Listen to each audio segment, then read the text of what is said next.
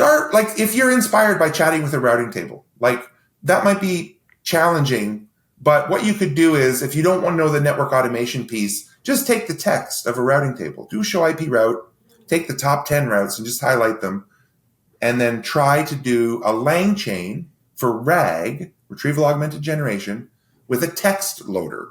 It's the hello world sort of thing. I'm going to use a text loader. I'm going to load 10 lines of text. I'm going to see if I can transform it and embed it and chat with it. Welcome to the Cables to Clouds podcast, your one-stop shop for all things hybrid and multi-cloud networking. Now, here are your hosts, Tim, Chris, and Alex. Hello, and welcome back to the Cables to Clouds podcast. I am your host this week, Tim, at Juan Golbez on Twitter. And with me, as always, are my co-hosts, Chris Miles at BGP Main on Twitter, and Alex Perkins at Bumps in the Wire on, I don't know what he's calling it these days. It's actually Twitter, but whatever he calls it is what he wants to call it. We'll just call it Twix or something from now on. Twix, there you go. Yeah, just to add in a little. Yes, I love it. We're using that one moving forward. Twix. And with us tonight is a special guest, John Capobianco from Learning at Cisco, and he is here to talk with us about AI. And he has been, honestly, you've been doing this like, I won't say since the beginning, but like pretty damn near the beginning. So why don't you go ahead and introduce yourself, John? Well, thanks, Tim, and it's great to see Alex and Chris. This is a real pleasure for me. I actually reached out to the team and said, I'm open. Let's have a conversation about AI. So I'm with Cisco. I moved to Cisco Security about 4 months ago from Learning and Certs. Sorry. And to focus as a technical leader on AI. That's okay, Tim. That's okay. You don't have to know that. But anyway, I have actually moved to a focused role on AI. I felt that all of 2023, I was kind of like doing two jobs. Was trying to keep up with the boot camps and really, real quality and 100% focus on that. And then it was nights and weekends and lunch breaks and any time I could squeeze in to just try to figure out AI, right? So I actually started with the first, you see the crazy numbers that in the first 5 days, they gained 1 million users when they launched. I was part of that early craze. And then I was given early API access to ChatGPT 3.5 to kind of date it. Would have been like February 2023. A couple months after launch when the API came out. And then I was sort of off to the races and I've just tried to not stay ahead of it, but at least try to keep up with it. But in terms of my background, I want to be very clear that like I did go to school after, let me go a step further back.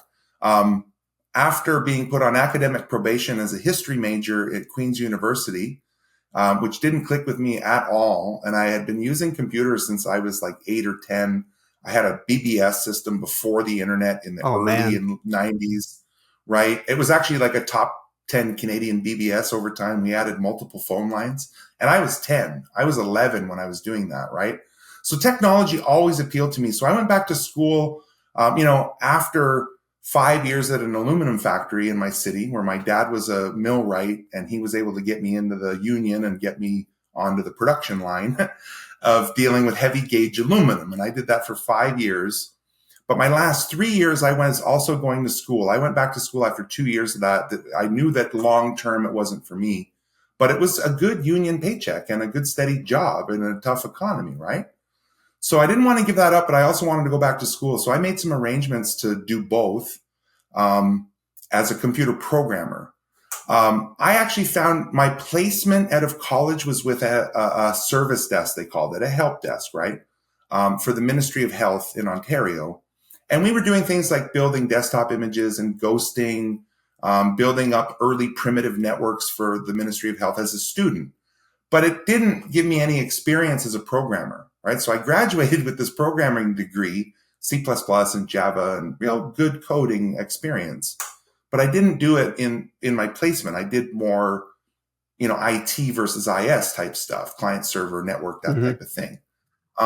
So I pursued that. I went to get certifications, my A+, my N+, a raft of Microsoft certs, and then a bunch of Cisco certs. I've worked in the private sector for an insurance company for about 8 years as a senior network engineer. And then I spent 10 years as a senior network architect with the Parliament of Canada, the House of Commons. And you know what's funny? Just on my Facebook, I got a message that reminded me 10 years ago we first sent the first wireless packet over the Parliament's secure network. That was a decade ago, right? And it's like, wow, it's time to fly, right?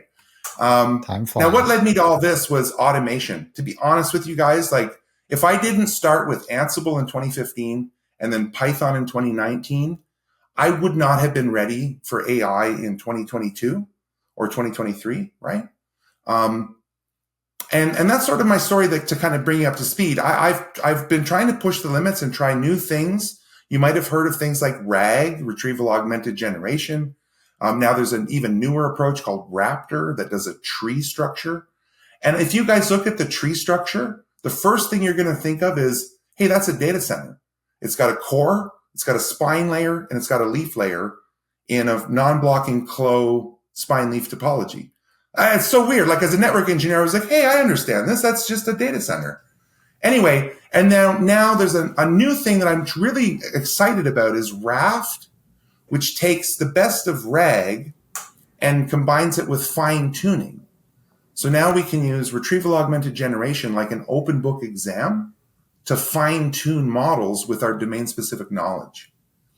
Now, why I really reached out, and I'll lead this over to you guys. I think the name of this podcast, I've taken it extremely literally. I sent you guys, it's not a joke when I say we now have a choice of doing cables, on-prem AI in your data center, or clouds, public or privately hosted AI, not just public clouds, private clouds as well.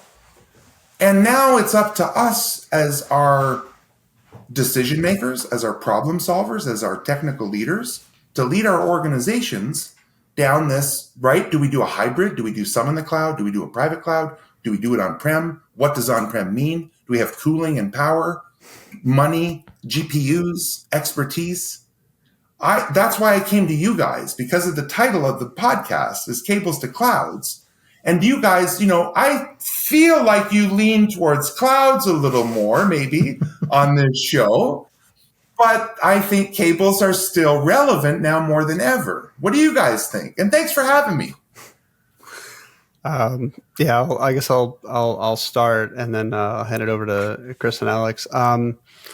So this is a cloud networking focused podcast, but not just cloud networking focus, is very focused on hybrid networking, because we've all been saying since day one, the very first episode, we've been saying hybrid is the future, right? So cables and clouds, really, it's not one or the other, it's both. It's interesting to hear that also follows to, I guess, this AI thing. I think we might gotten a little head over skis though, because I would love to, and again, I'm going to hand it over to Chris and Alex here, but the first thing I want to kind of dig into a little bit is, given your background, it's a pretty non-standard, I would say, network engineers. Most network engineers don't have the degree in programming and the programming, experience. And like you said, the automation stuff that you were there, like, dude, your book, right? Automate Your Network, right? Like you were there again back then. So obviously you have a very non-standard upbringing here. So anyway, I'm going to hand this over to Chris and Alex, but I would like to at some point get into kind of, if we didn't do that, where we other network engineers get started. So here. Just kind of echoing what Tim has said. I think I'm very excited to have like kind of this casual conversation about AI, because AI, I think, obviously some would argue that it's not going to be the paradigm shift that we think it is. I think, John, you would probably argue that it is. I think if anyone's paid attention to you and what you're doing, it's very infectious and inspiring to get into this, because you've done a lot with AI specifically, but you've made it really captivating and made it look useful for people like us, these, people that are individual contributors within IT, things like that. So I'm really excited about having a casual conversation about what that looks like going forward for people like us, like what do our opportunities look like in the cloud? What do they look like on-prem? Why would you even consider doing it on-prem? Fine tuning models, things like that. I'd really like to have that conversation. Yeah. And so, I'm going to say some of the same things, but I like the way you phrase it, right? Like you can do both cables or clouds, right? It's not like just one or the other. And this perfectly lines up with a lot of stuff that we've been talking about lately, which is kind of like AI has almost made the cloud discussion like get on steroids, right? Because all these enterprises are trying to make decisions. Are we going to bring it in house? Are we going to, there's all this repatriation talk. Like there's all these things happening. And I think AI just turned that dial so far up so quickly that these conversations are happening on an even larger and faster scale. So they're almost like kind of related. So I just think it's really interesting to have this angle and talk about something specific like AI and how that translates to the larger decisions that businesses have. Yeah, I thank you. I really think that with our discussion here tonight, we actually will help maybe some decision makers make some of these decisions, right? Like I think this is going to be an influential discussion in a relatively early part of AI's journey. I feel like this in itself is making it more mainstream and accessible, just having 4 network engineers who are very respected in their fields and have done this a very long time and have seen things come and go over the years that were paradigm shifts or were not. Chris, you made a good point about individual contributors. Here's a real concrete example, right? And I'm not trying to sell anything here, but Cisco AI Security Assistant is coming, right? In the cloud and on-prem, both flavors, right? We're going to handle both situations. And you literally say things like, please add a policy to block Tim from LinkedIn, right? That's it. And think of firewalls, right? This weird hybrid knowledge of you have to know networks because firewalls have routes and interfaces and neighbors and configuration and policy sets and access control lists and stuff. So it's hard to find that, like we know the shortage in IT security, right? So think about having an actual assistant that is actually of quality and will answer things like, how many duplicate firewall rules do I have? Or do I have a policy blocking X? Do I have an incident, right? Things of those nature, right? So I think just having prompt engineering as a skill, actually not being surprised when you see an assistant of some kind, because Cisco is not going to be the only ones with assistants. Microsoft has the co-pilots and they're incredible. I don't know if you've played with co-pilots inside of VS Code or Office Suite or whatever, right? Oh, yeah. And it's going to spawn horizontally all across everywhere, right? So I don't want people to be disarmed when suddenly there's a new, I'll date myself. The mouse was new to me. I was like, why do I need a mouse? I just have keyboard, right? Like type commands and just drive the computer. What the heck is this thing for? Right? So Solitaire came out with Windows 3.1. I don't know if you guys know, this is a bit of trivia that I throw out there. Solitaire was written partially to help people learn how to use a mouse. Yeah. Right click, left click, drag and drop, double click, things like that. Wow. Yeah, absolutely. Yeah. Even Minesweeper. Think of Minesweeper, clicking and learning how to move and move the pointer around. It sounds so trivial and infantile, right? But that's sort of where we are with AI, is in this infantile stage.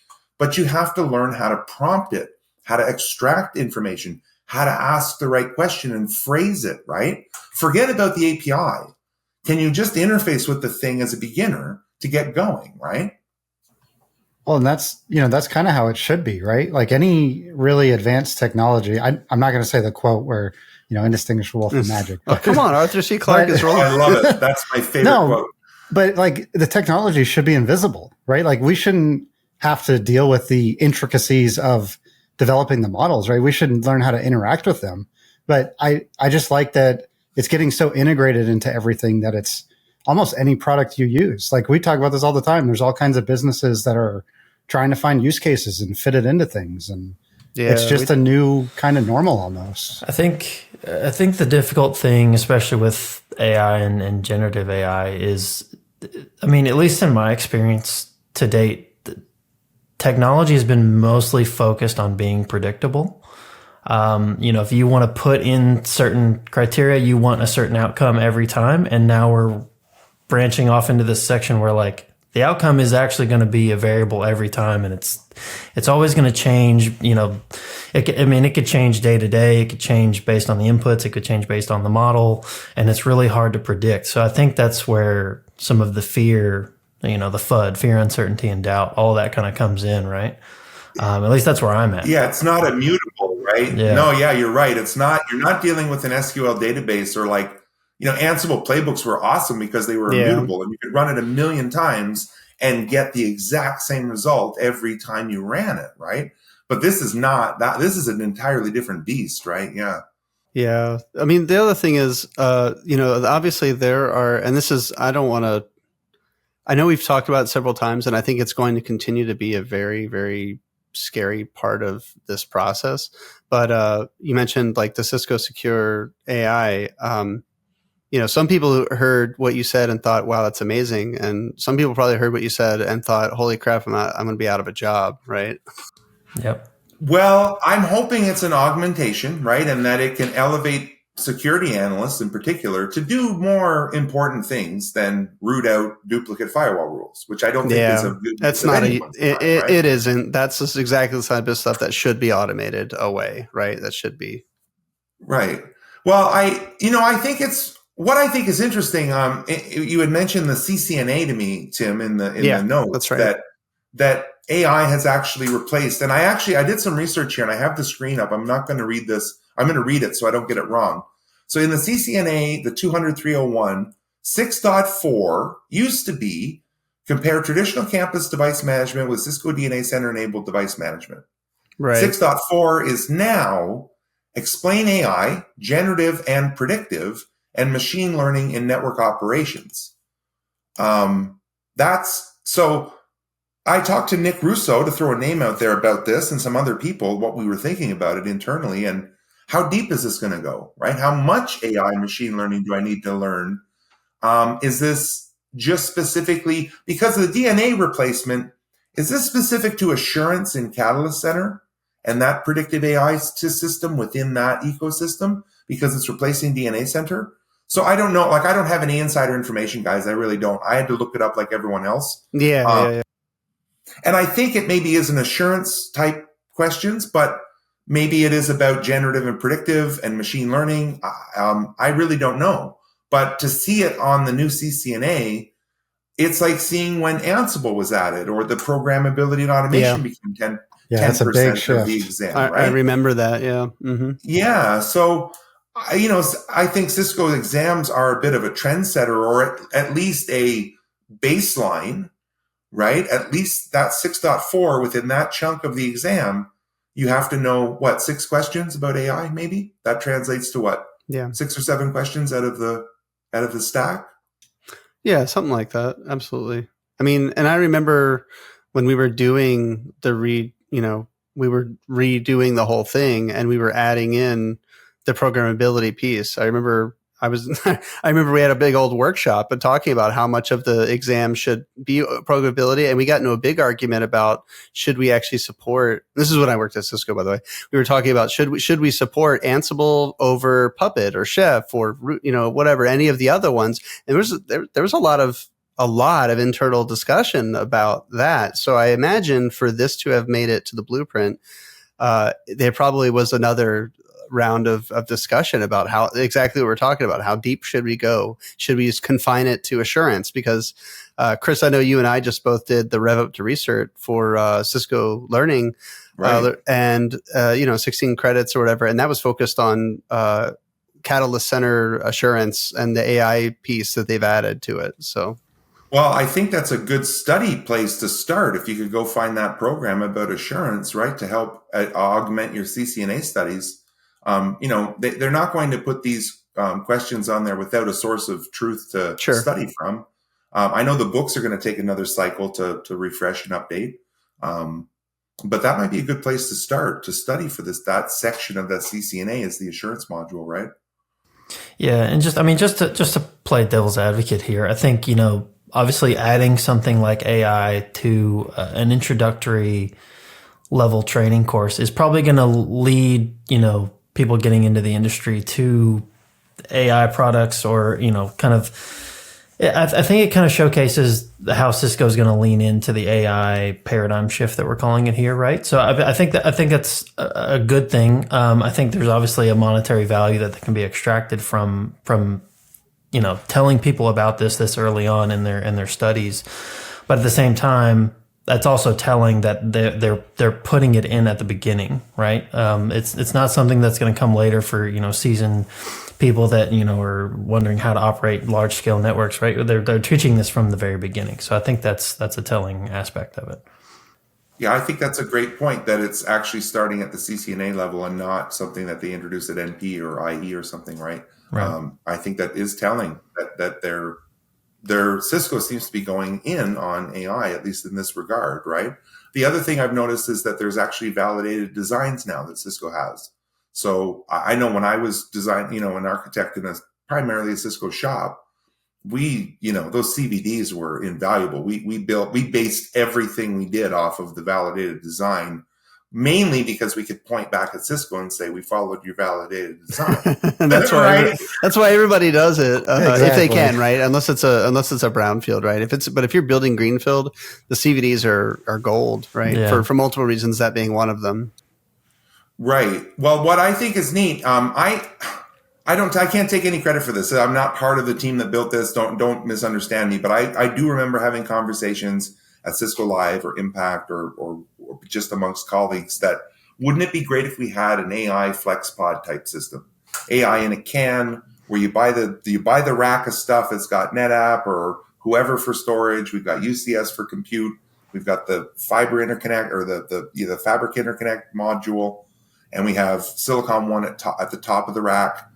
Plug in as many GPUs as you want, and that looks like what the validated design has come up with, and at scale. So you need X number of these pods to train X number of parameters and inference model, right?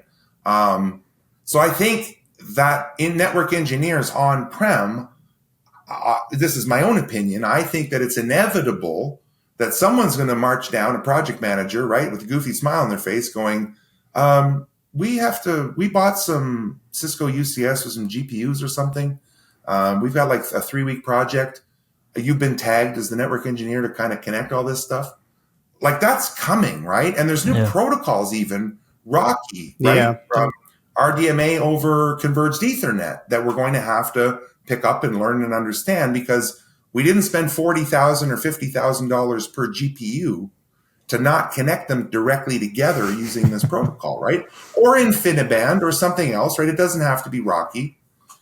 Yeah, we had a pretty extensive conversation with Peter Jones about this. These kind of purpose-built networks just for AI model training, and it's going to be a need that, I mean, people are, some of the early adopters are already putting in for this stuff now, but I imagine we will see some more kind of off-the-shelf offerings that allow for these, temporary model training exercises, and then they can be probably ripped out, right? Because you don't want to be paying for that level of infrastructure over the course of time. But I mean, that being said, obviously you've talked about some of the stuff that you're really finding exciting in the world of either, doing AI on-prem versus doing AI in the cloud. Can we kind of go back to that? Let's kind of set a base layer there. Like, when would someone be wanting to do it in the cloud versus on-prem? What are kind of the decision factors that go into making that?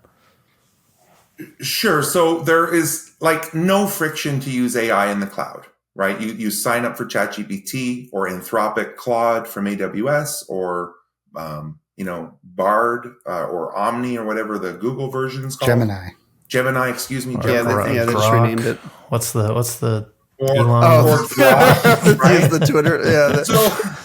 So, and then there is paid tiers. Certain things are free and certain things are not. But let's just assume we're all just going to pay the fee to make it frictionless, right? And it really is that simple. Once you've paid, you can use GPT-4 in the cloud in the web GUI and just start asking questions. You can upload images now that it recognizes using GPT Vision.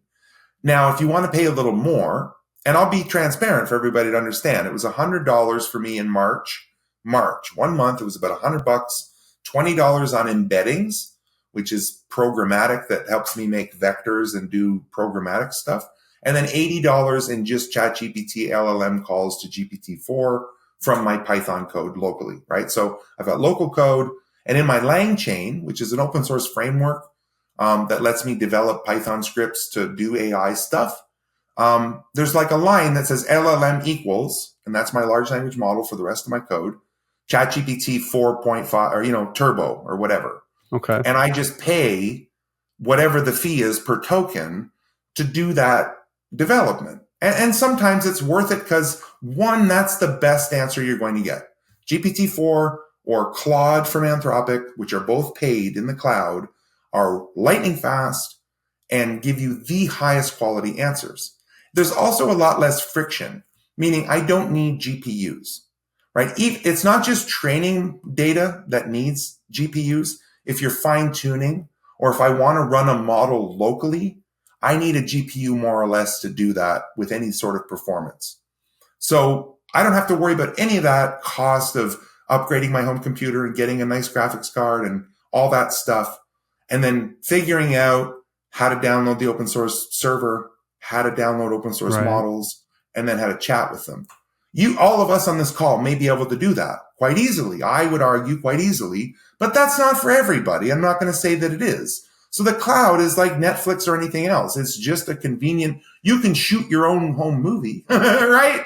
Or you can watch Lord of the Rings on Netflix, right? It really is that sort of thing and what you're into doing. So the other thing about the cloud is that there's certain capabilities that haven't become, other than theory, easily enough used at home. So like things like image generation, right? You can use Midjourney in a Discord server, which I would call the cloud, or DALL-E 3 on the web to do text to image generation.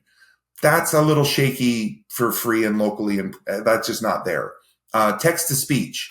You're going to do text to speech in the cloud. It's just the absolute best, and it's worth the token cost, right? I'm trying to think of other benefits of the cloud. If you can afford the innovation, I would suggest it's worth it, right? If money is absolutely no object, or if you've got $100 or $50 a month, you can invest it and develop code against the cloud quite easily. There's even free, you get like $12 with GPT and tokens for free when you sign up. Claude gives you $8 or $5 worth as a starter kit. So the cloud's pretty easy actually for AI to get going. The other thing that I just did, and this is going to blow you away, I use the GPT fine-tuning capability. So what you can do is if you create a data set of your own, and my data set was 250 lines, that's it, 250 rows with things like, what is my default route? And then I used RAG and a routing table as JSON with PyATS to answer those questions. So that was my data set, question, answer, 250 of them. I uploaded that data set to the fine-tuning model, and in about 8 minutes, I could ask the model that I fine-tuned, what is my default route? And it would get it right. I could say, if I was a packet going to this IP, what interface would I use? And it would get it right. Now that is instantly, and it's fine-tuned. It's baked into the knowledge of this new model that I made. And I don't need RAG or any of these other things that I've been talking about to help augment the answer. It knows the answer.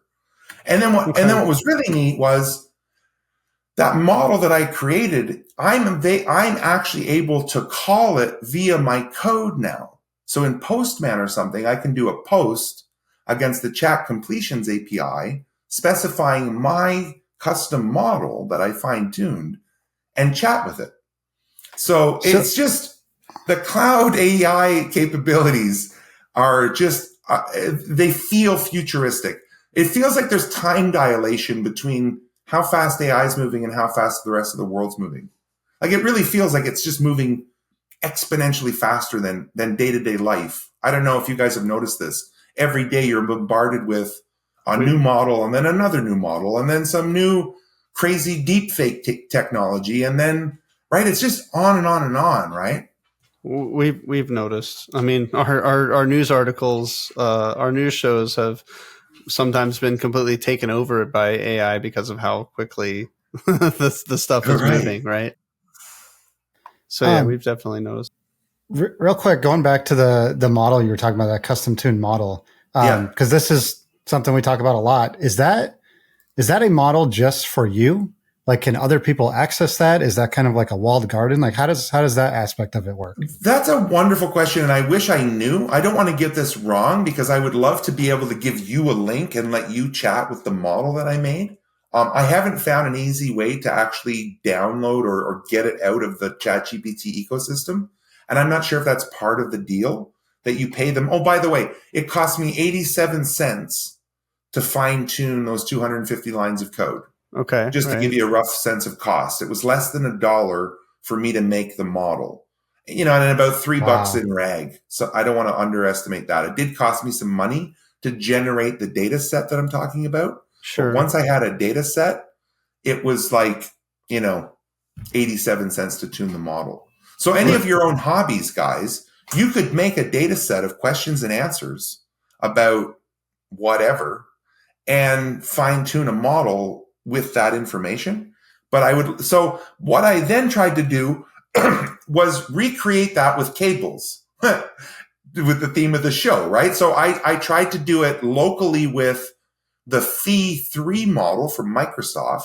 Now, this is a small language model, not a large language model. It's only 2.2 gigs in size locally, 2.2 gigs in size, and it's like 3.8 billion parameters. But it's beating 13 billion parameter models because of Microsoft's secret sauce. And I think the secret sauce is that they're training it on textbooks, not internet data. So that garbage in, garbage out theory is that even though it's much less data that they're training it with, it's much higher quality because they're textbooks, right? So that model, I can run some code, and Microsoft literally goes, here's the code to fine tune this model. Go and make new models. I follow their recipe with that routing table data and fine tune it locally. So then I could publish that on Hugging Face. Now, if anyone listening hasn't heard of Hugging Face, it's the equivalent of GitHub. Now, I hate referencing a reference that people might not know. Now, GitHub is an open source repository in the web that lets you store open source code. So I have a ton of Python scripts on my GitHub. Well, Hugging Face, what I understand is I could make that model available to you by publishing it to Hugging Face, and then you could download it and chat with the routing table, so to speak. And to do it locally, it doesn't cost me the 87 cents or the $3 or $4 to generate the data set because I'm doing it locally and privately. The other thing is, I don't know that I would fine tune use a public service like that with a production set of firewall rules or routing table data. That's the sort of question I was going to ask, actually. That's sort of the paradigm of where clouds fall a little short, right? At least public clouds, right? Because they're going to learn from your data. We've all heard the Samsung story, right? Where some poor developer leaked some stuff to ChatGPT. The model learned it. Too bad. It's gone forever. Right? You'll never get it out. Yeah. Right. No, yeah, that's what I think that was what Alex was kind of getting at, was that if you fine tune a model, that data's, God knows what happened to that data once you put it in there. Right. Well, that routing table was a DevNet sandbox in the cloud. I got to cover my ass here. That was just a ephemeral DevNet sandbox routing table. Okay. Yeah, I know you're not leaking proprietary Cisco code or anything. I get that. No, I am not. But it's terrifying that not you, but like that could be the case, right? People trying to, the collective we, if you will, could be trying to fine tune and get better data. Because I see that you see the value of fine tuning is, of course, so that you get the right answers back, and so that your model will make the right inferences on your questions. Right. So the value is there, and that's why people want to do it. Same thing with like Copilot and all that, where like use Copilot to tweak your code, make your code better. But what you're doing is you're canning that model, the proprietary data. Right. So actually, it just another thing off the top of my head, because it fits in here. Outshift, which is Cisco's kind of like R&D kind of wing.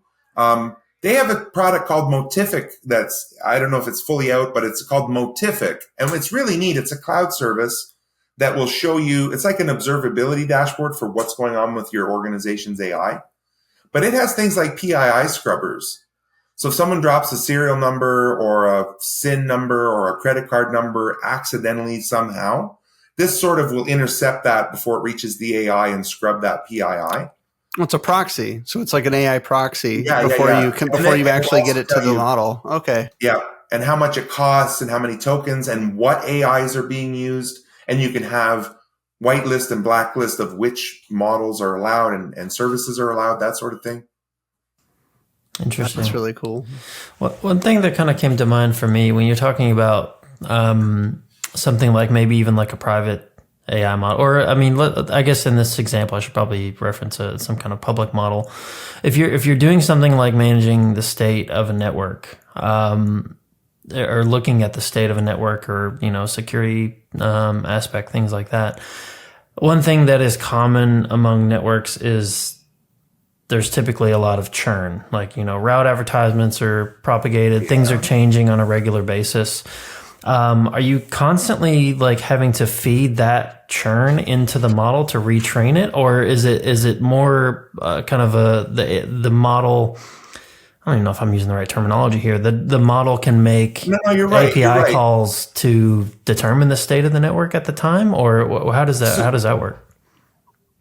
So you may be able to do a bit of a hybrid thing where, so when you pre-train the model, once the training's done, it sort of seals up, and that's sort of the state of the model, right? So again, with that churn, I agree that a routing table, it's like my hello world thing. I just wanted to see if I asked an LLM what my default route was, if it could tell me, and then these next hop sort of things.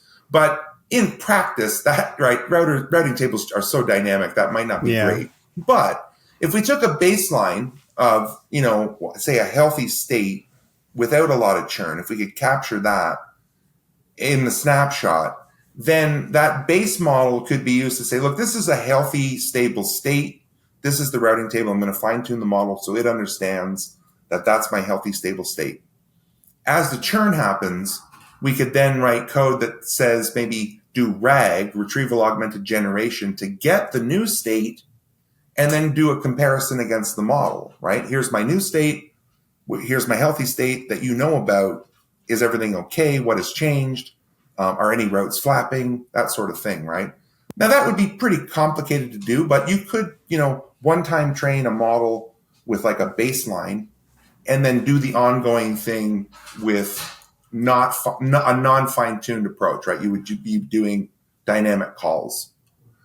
Now, I think something that might be more interesting is the actual PDF. That's that Cisco validated design I've been talking about. That is a fairly static document. Maybe twice a year it gets updated or something, right? Or once a month or something. You could, in theory, take a PDF as opposed to, say, JSON data that's dynamic, or a policy set, or something else that is fairly static, and fine-tune that as opposed to using something that is super dynamic, right? Network state data might not be the best. Now, a config, however, right, unless your configs are constantly churning, or a 24-hour view of your config that you refine-tune at the end of the day, and now this model sort of has a sense of your config over time, that I think would be a more valid use case maybe than state, right? Yeah. This is kind of giving me, sorry, go ahead, Chris. I was going to say almost like using AI as a linter, so to say, right? Yeah. So, yeah. Well, show logging is just one of the better examples, right? And now that wouldn't be for fine tuning, but for, say, inference, right? Go get the show logs. And who wants to go through pages of that and figure something out? Well, take all that text and dump it into a vector store and then ask your questions that you're thinking about, right? Was there any interface activity between 1 and 2 a.m., right? Or whatever your problem was, right? And let the AI dig through all that noise and come back and go, actually, yes, GI43 went up and down between that window of time or whatever, right? So you had asked earlier about that individual contributor practical uses. Right. If you could write something that's approved by your organization, either with their private LLM or whatever you can do to make sure it's secure and safe, right? Logs might not be something you want a public open cloud to learn about. Who knows what's in those logs, right? But if you had a closed fence private cloud or on-prem implementation, feed it those logs, right? Or your SEM data or whatever, and start chatting with it, right? Yeah, this is kind of giving me digital twin vibes too, like the same way that like a company like Forward does, where you could go train your model on your network, whether on the steady state of your network, and then I start asking it, if I pull this cable, like what's going to happen, right? That would be really neat, right? And or neighbors or paths through the network with traces or whatever, right? Yeah. So that would be a really cool implementation. I don't know if anybody's doing it or if it's gotten there or whatnot, but that's this idea that, like you said, of training a model on what your network looks like in steady state and giving it all of that data, and then, hopefully you could infer then, like, hey, that being the case, if I remove this route, like, how will I get from A to B or something like that? Right. Now, I do have a toy that you can play with. It's out there. I've got two implementation. One is for less than 100 packets in a PCAP, let's say, and one is for anything that is actually a substantial PCAP, into the kilobytes or hundreds of packets. So one uses RAG and one uses Raptor. It's just they're different approaches for how much data is in the source, right? So you literally upload a PCAP and can chat with it. Now I had PDFs working and JSON working, and then I was like, hang on. I think with T-Shark at the Python command line, I can actually flip a PCAP into JSON data. And in LangChain, there's a JSON loader. So could I take a PCAP and load it into a LangChain and then chat with the PCAP? And then it turned out to be it actually worked, right? So now imagine the Wireshark. I know filters and I love Wireshark, but is there a better way? Could we just upload the packet capture and go, are there any drop packets in this PCAP? What packets have been retransmitted in this PCAP? Is this secure information in this PCAP? Whatever you could think of, right? In natural language, right? So that was pretty exciting. That is pretty cool to actually, upload a PCAP and talk to the thing, right? Yeah, absolutely. Quick question on this RAG thing, because this is the first I've heard about this, but It sounds super interesting. Do you have I don't know how to say this, like a predetermined RAG that you use to test against? Does it work like that, or is it just specifically you add in something that you wanted to kind of reach out to? Yeah, you basically find something you want to chat with. So there's a 6-step process with RAG via LangChain that I found, and it's very repeatable. Now, the thing about LangChain is think of a bicycle chain, right? One link in the chain doesn't mean you need to replace the whole rest of the chain. So, and what I'm getting at is I can write code that lets me chat with a PDF. Okay. And there's a PDF loader. So we need a loader. Then we transform it. We break it into small chunks. Then we do embeddings, which is floating point numbers. We store them in a vector store, a database, and then we can chat with them using semantic searches. So when I ask it a question, what is my default route? What's actually happening is it's looking into the vector store and trying to find the closest matching floating point numbers to retrieve the 000/0 route. Okay. So what's neat is once I had PDF loader working, you can just swap out the PDF loader for a YouTube loader. So you guys could actually chat with your own transcripts from your YouTube videos. Wow. And the whole rest of that chain, the splitter, the chroma, or the vector store, the retrieve, all that, you don't change it. You don't touch it. You swap out your one loader for another loader just and you're loading data, basically. Data. Yeah. Right. Or let's say I want to play with a different vector store. I don't want to try chroma. I want to use Pinecone in the cloud for my vector store. I don't change anything else in the chain. I just swap out the vector store code.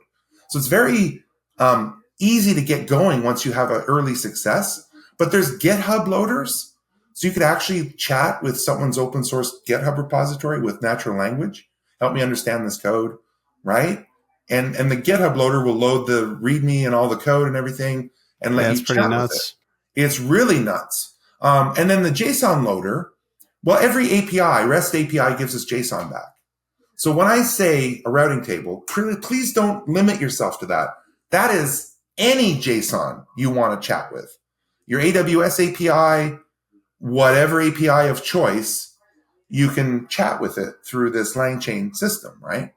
It's so remarkable, guys. I'm excited. I can see you Googling, Alex, and kind of looking into some of this stuff. Hit me up after and I'll dump you a bunch of links to get you going. Absolutely. Because my mind is just spinning with ideas of what you could throw in there. That's crazy. So, like I'm being a little facetious, but I haven't read a PDF in months, right? Like I have my own little utility that I just, there's a PDF I want to read. No, I'm going to upload it to my LangChain and I'm going to chat with it. Give me a summary of this PDF. Give me the highlights and the important information. I'm interested in their sustainability initiatives. Could you find that, right? If it's an annual report or something, right? yeah. So actually this segues real quick, and I have to segue this because we're going to run out of time otherwise. Okay. So for people to get started, like, and we'll include notes in the show notes and everything, like, especially network engineers, like people who didn't start with programming backgrounds and all of that, like, how do we get started? How do we start doing this in a meaningful way that network engineers can get value out of it? Yeah, so I would really strongly look into LangChain, and they have a YouTube channel, and I I don't gain anything by promoting them. It's the framework I found. There's also like Llama Index is another framework for Meta. There's a LLM Studio is another tool. There's so many tools. I think it's just subscribing to the right information if you're interested in this, finding the right people on Twix and whatever and LinkedIn. There's a lot of people talking about this. I love it. I love it. So I started add them something. to your list of things to pay attention to. The other thing is start if you're inspired by chatting with a routing table, like that might be challenging. But what you could do is, if you don't want to know the network automation piece, just take the text of a routing table, do show IP route, take the top 10 routes and just highlight them, and then try to do a LangChain for RAG, Retrieval-Augmented Generation, with a text loader. It's the hello world sort of thing. I'm going to use a text loader. I'm going to load 10 lines of text. I'm going to see if I can transform it and embed it and chat with it. I do have a ton of stuff on my YouTube to get going. Perfect. There is other, if you start using ChatGPT, just like try to integrate it into your daily life. If you've got the next time you want to go to Google or Wikipedia or Stack Overflow, if those are your natural places to go, just try to start augmenting that with another tab in your browser that's on ChatGPT. And I think over time, you're going to really start to graduate more towards using that. Yeah. And that's going to help you sharpen your prompt engineering skills and stuff. I was about to say the same exact thing. I've been doing that. Yeah, I was going to say, I think the thing is you're going to have to just, you got to train yourself, right? You got to train yourself. You got to fix your muscle memory to start using this instead of your normal retrieval tools, which, I do it for some things, but the way you're talking, I'm like, damn, like there's 10 use cases I can think of this week where I should have tried to do this instead of, going to Google or going to whatever. But yeah, this is great stuff. Yeah. I'll be honest. I'm just using it. I'm mostly using it to learn to do Japanese stuff, to text, to test myself and do quizzes and explain stuff. But the point is, as I've been doing that, I've gotten better at prompt engineering. To get that, I started using like the Risen. There's so many frameworks out there for prompt engineering, but I like the Risen framework. That's what I've been using. That's great. Well, guys, thanks for having me, and I hope this inspires some of your listeners to start their journey with AI. I know it comes on the heels of some crash and burn fads like NFTs and blockchains, and I don't believe this is that. I don't think so. I think this is going to be ubiquitous. I think that it's going to be in everywhere from the gas station to your dentist's office to Home Depot to everywhere we go. I think AI is going to be a part of our society now, right? So, that's just my own take. I might be wrong, and I hope I'm not. But I'll leave you with one thing. Anyone scared of this, I'm an optimist and a utopian. I believe in a utopian outcome. So the first antibiotic in 60 years, our first antibiotic was created with artificial intelligence's help. And it's for MRSA, the medically resistant staph. Okay, that alone is going to save hundreds of thousands of lives, right? Yeah. Anyway, good to have me, guys. Thanks again. I really appreciate it. Yeah, no, hey, that's awesome. We are going to wrap up. I love your closing thought there, John. That's a really inspiring and good thought, because I know a lot of people are either afraid of AI or just dismissive of it, and it's good to be excited about it, I think. And whether you're excited or not about it, you're going to have to get used to it. So we all are, especially in tech. So what do you guys think, Chris, Alex? No, I think it's great. I think we're going to have to put some good stuff from John into the show notes. So if you are listening and, like you said, you're interested how to get started, what to follow, things like that, we're gonna put some stuff into the show notes, because I think that's the important part is what you honed in on. Yeah, John is what to listen to, what to follow. That's going to be relevant to you, because if you're just following AI as a trending topic on whatever these platforms are, you're going to get tons and tons of bullshit that mean nothing to you. So, you gotta fine tune it a bit. So I'm really eager to dig into that. It's been awesome. Yeah, my head is just still spinning. There's so many things I can think of for all this stuff that you've talked about, John. So I'm very excited. I'm going to be diving into a lot of this and going down a very deep rabbit hole for the next week or so. Well, I'm sure. I will say, for you or anyone who happens to come across this, if you get stuck, if you need help, if you've hit some error, if you need some inspiration, just send me a note. I will get to it. I'm pretty busy, but I don't mind, right? I am very open. I'm a .communist. I want everyone to have this code. I want everyone to have access to artificial intelligence. I think I've written my MPs in Canada to say I think we should socialize AI and have a Canada.ai for everyone in the country to have access to the thing, right? That's how far I'm going. I think it is a human right almost to have access to this. Right. Very cool. All right, guys. Thanks again. Yeah, absolutely. Okay, so if you guys, if all the listeners liked what they heard, please follow us on Twix. Follow us on TikToks. On the TikToks. Twix Talks. I was trying to figure out how to work that in there. Twix Talks. Follow us on YouTube. Follow us home. Especially Alex, who loves to have people stay over. Don't follow me. All right. And we'll see you in another episode of Cables to Clouds. Hi, everyone. It's Tim, and this has been the Cables to Clouds podcast. Thanks for tuning in today. If you enjoyed our show, please subscribe to us in your favorite podcast catcher, as well as subscribe and turn on notifications for our YouTube channel to be notified of all our new episodes. Follow us on socials at Cables2Clouds. You can also visit our website for all the show notes at cables2clouds.com. Thanks again for listening, and see you next time.